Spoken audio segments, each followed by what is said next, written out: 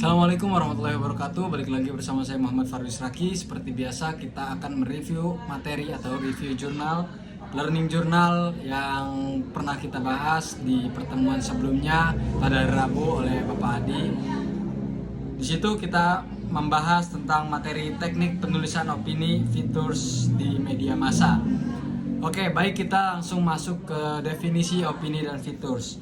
Apa sih opini itu? Opini merupakan jenis tulisan berisi gagasan, ulasan, atau kritik terhadap persoalan yang berkembang di masyarakat dan ditulis dengan bahasa ilmiah populer. Selanjutnya kita lompat ke definisi features. Features merupakan karangan kreatif yang terutama dirancang untuk memberi informasi sambil menghibur tentang suatu kejadian atau situasi dan aspek kehidupan seseorang. Dalam istilah surat kabar, features disebut juga sebagai berita ringan atau soft news atau kisah di balik berita. Ya, kalau contoh dari opini itu contoh persoalan di masyarakat, kualitas pendidikan yang buruk, kisah negara korupsi, dan masih banyak yang lain. Kalau contoh dari featuresnya itu bisa aja berita di balik musibah bencana atau kisah penjual daun jati gitu.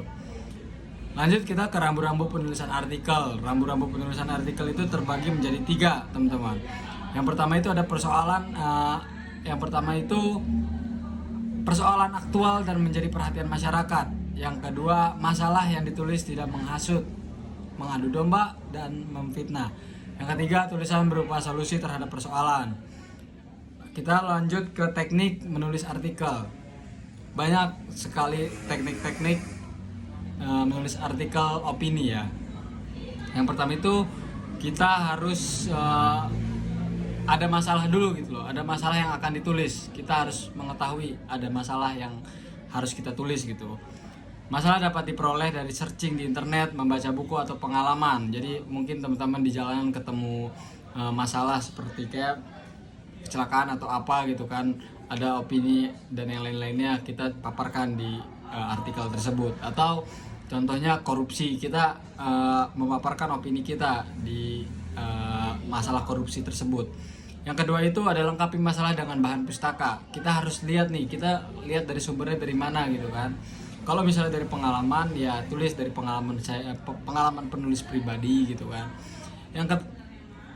Selanjutnya itu ada bagi penulis pemula, didiskusikan masalah dengan teman atau pakar. Jadi artikel opini merupakan artikel yang harus secara garis besarnya itu harus dipikirkan.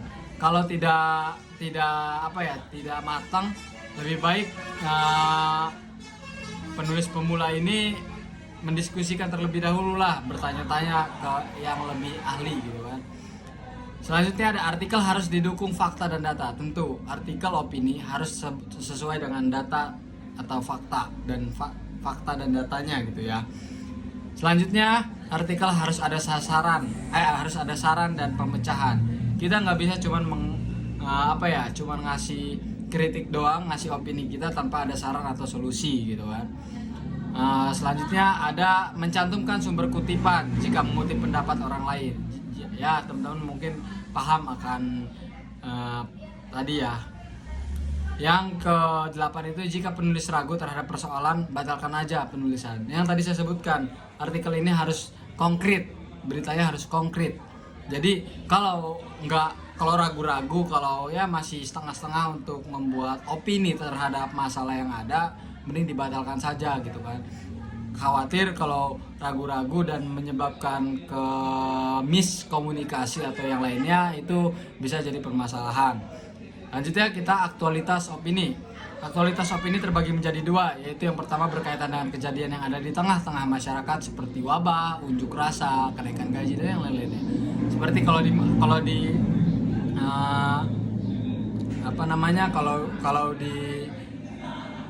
di kampus ada unjuk rasa gitu kan ya. Yang kedua itu ada aktualitas berkaitan dengan hari besar nasional dan internasional, misalnya hari AIDS atau HIV, hari tanpa asap rokok, pramuka, Natal Idul Fitri, pendidikan, hari ibu, Valentine, dan lain sebagainya. Lanjut kita ke proses penulisan artikel. Proses penulisan artikel memang memiliki tahapan-tahapan yang banyak gitu ya. Mungkin saya akan ada ada tiga tahapan, tapi saya sebutkan poin-poin yang pentingnya saja. Yang pertama itu ada tahapan pra-penulisan, yang kedua ada tahap penulisan, yang ketiga itu ada tahap pasca penulisan. Jadi yang kata saya bilang konkret itu yang harus sesuai data dan fakta, harus rapih dan bagus lah ibaratnya begitu. Jadi tahap pra penulisan kita harus memahami apa yang akan kita bahas, terus juga tahap penulisannya kita harus bertanya-tanya bagaimana solusi-solusi terhadap dari pakarnya gitu kan, pendapat-pendapat pakar, saran-saran dari pakar atau teman gitu kan. Pasca penulisannya ada kecacatan, ada kritik, ada saran dari pembaca gitu kan. Itu tahapan atau proses penulisan artikel. Selanjutnya ada jenis artikel. Jenis artikel itu terbagi menjadi 5. Yang pertama itu ada artikel pengetahuan populer, yang kedua itu artikel penuntun praktis atau guideline. Yang ketiga itu ada artikel politik, yang keempat artikel olahraga, dan yang kelima itu artikel kebudayaan. Resensi itu penilaian buku, ulasan buku, timbangan buku, pembahasan, penilaian, dan rekomendasi buku yang sudah diterbitkan. Selanjutnya kita masuk ke struktur. Struktur itu terbagi, ada yang namanya identitas buku. Identitas buku itu diisi oleh judul buku, penulisnya siapa, dan penerbitnya itu siapa, jumlah halaman.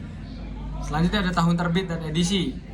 Selanjutnya ada harga isi buku, bab subbab, sub-subbab atau sistematika, menjelaskan isi konten buku. Struktur buku terdiri dari pendahuluan, isi, dan penutup. Buku juga sering ada kata pengantar orang lain dan kata penutup. Rekomendasi, kesan resensi terhadap buku yang diresensi, menyarankan pembaca untuk membaca buku tersebut. Praktik resensi, yang pertama itu ada judul, disesuaikan dengan isi buku. Yang kedua pendahuluan, teori yang berkait dengan buku yang dibahas 10%. Yang ketiga itu ada analisis, struktur isi buku dan pembahasan. Yang keempat itu refleksi, rekomendasi, keunggulan dan kelemahan buku. Tips menulis, yang pertama itu adalah mencari informasi yang menarik dari kegiatan pengamatan spontan membaca buku.